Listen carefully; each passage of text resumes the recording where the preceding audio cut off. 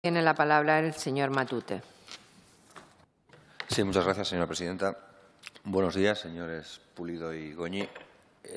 Yo voy a empezar con dos preguntas de carácter general, que bien pudieran ser para responder por cualquiera de los dos, y ciertamente luego me centraré más en las preguntas al señor Goñi, en la medida en que fue director o responsable de la Caja de Ahorros de Navarra y que obedece y está más dentro del ámbito de actuación de nuestra formación política, de Euskal Herria Bildu. También se lo digo para que conozca del lugar desde el que le van a venir las preguntas.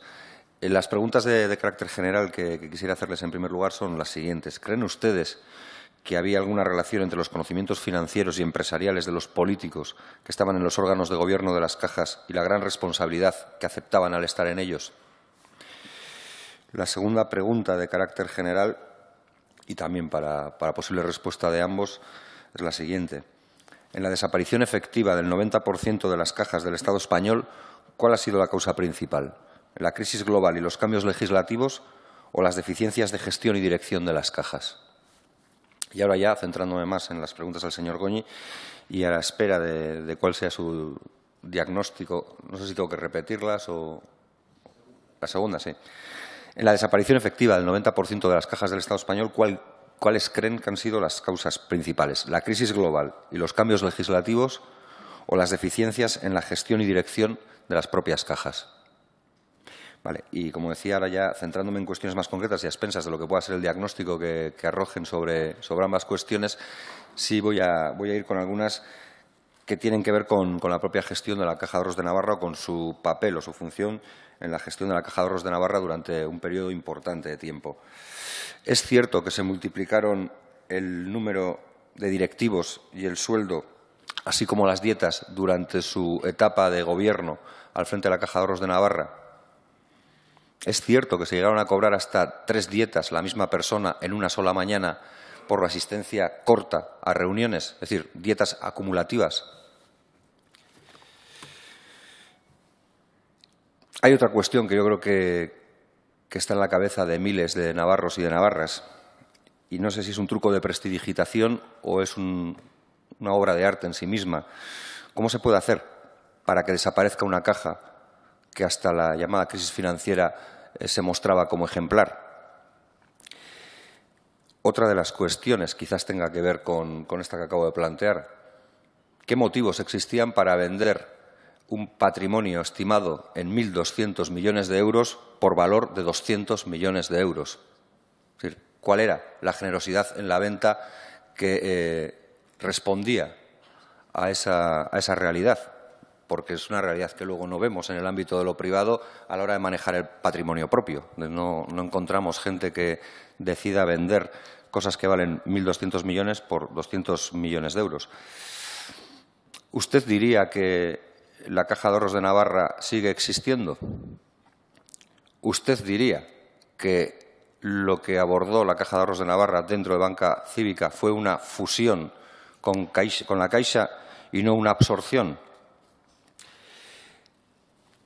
¿Podría decirnos si la Caja de Ahorros de Navarra era una entidad pública?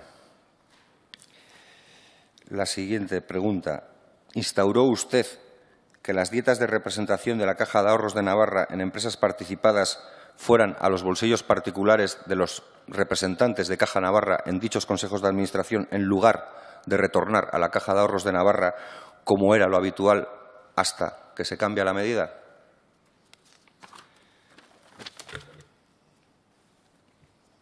Y sigo con una cuestión que ha levantado cierta expectación, no diré que polémica, pero sí cierta expectación, y que tiene que ver con el futuro incierto que tienen los pensionistas. Lo vemos en las calles todos los días, con miles y miles de pensionistas en las calles de Euskal Herria y también del Estado español, pero parece que ese futuro aciago no lo es tanto para ustedes.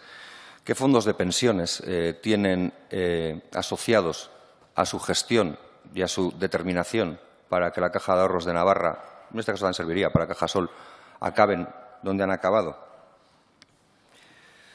¿Podría estimarse en fondos de pensiones cuál es la cantidad reintegrable para ustedes tras la decisión de dar por amortizada la Caja de Ahorros de Navarra? Y voy finalizando con otras cuestiones. también para saber si es cierto o no, porque es verdad que en Nafarroa, en Navarra, ha existido una labor de denuncia social bastante importante que nos permite tener acceso al conocimiento necesario o suficiente como para poder hacer estas preguntas, a expensas de las rectificaciones que ustedes me puedan o que usted me pueda comentar. Pero ¿podríamos decir que usted multiplicó su sueldo por 5 en sus más o menos 10 años de dirección hasta que desaparece la entidad? ¿Se responsabiliza usted de la operación de abrir oficina en Washington, inaugurada, por cierto, por Cristina de Borbón y por Iñaki Urdangarín, y que nunca se llegó a abrir y que costó, según la UDEF, en torno a 20 millones de dólares? Una de cierta curiosidad. ¿Cobraron Cristina de Borbón e Iñaki Urdangarín algo por ser las estrellas invitadas de esa inauguración?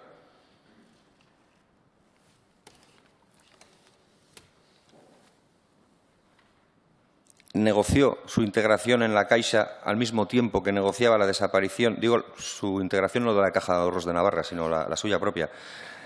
¿Negoció su integración en Caixa al mismo tiempo que negociaba o que se estaba negociando la desaparición, usted lo llamó fusión, de la Caja por absorción de esa entidad? Y para ir finalizando, 4 preguntas nada más.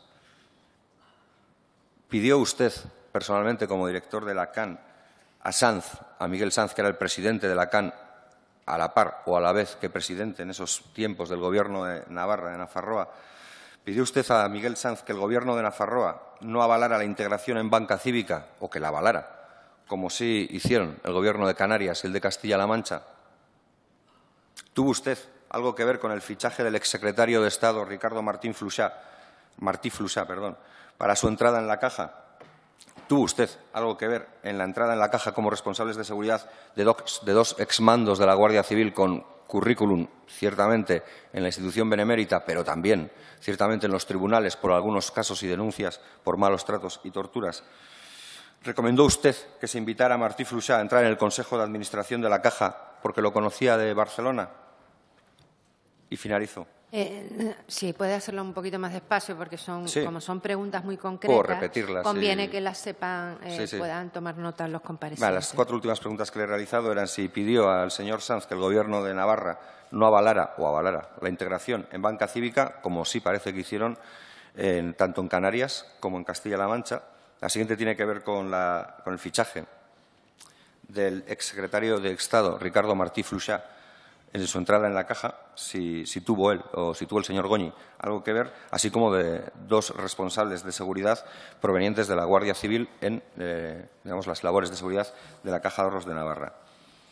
¿Recomendó que se invitara a Martí Fluxá a entrar en el Consejo de Administración de la Caja porque lo conociera de Barcelona? Y la última, si avaló usted con su voto el préstamo concedido al exresponsable de Caja Burgos, el señor Arribas, durante su presidencia del Consejo de Banca Cívica. Gracias, señor Matute. Por el Grupo Vasco tiene la palabra la señora Sagastizábal. Gracias, presidenta. Yo voy a hacer también algunas preguntas generales y luego algunas más relativas